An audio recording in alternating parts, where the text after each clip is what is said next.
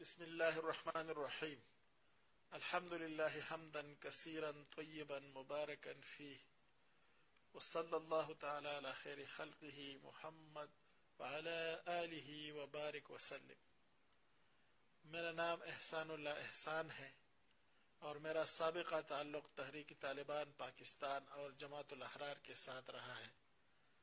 میں نے 5 فروری 2017 کو ایک معاہدے کے بعد خود کو پاکستان کی خفیہ اداروں کے حوالے کیا تھا۔ میں نے تقریباً 3 سال تک اس معاہدے کی اپنی طرف سے بھرپور پاسداری کی، مگر پاکستان کے ان مکار اداروں نے معاہدے کی روح کے خلاف مجھے اپنے بچوں سمیت قید کر لیا تھا۔ ہم نے بڑے تحمل سے 3 سال تک قید و بند کی صعوبتیں برداشت کی، مگر بالآخر مجبوراً ہم نے وہاں سے فرار ہونے کا منصوبہ بنایا۔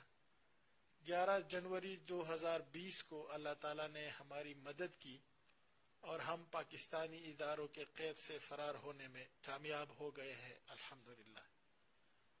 ہمارے ساتھ کیا معاہدہ ہوا تھا، کس کے اپروول پر ہوا تھا، اس معاہدے کے نکات کیا تھے، کس معروف شخصیت نے ہمیں اس معاہدے پر عمل درآمد اور امن کی ضمانت دی تھی، پاکستان میں ہمیں کہاں اور کس حال میں رکھا گیا، ہم سے کیا کچھ اور کس حال میں کہلوایا گیا، پاکستانی ادارے ہم سے مزید کیا کروانا چاہتے تھے، ان کے منصوبے کیا ہیں۔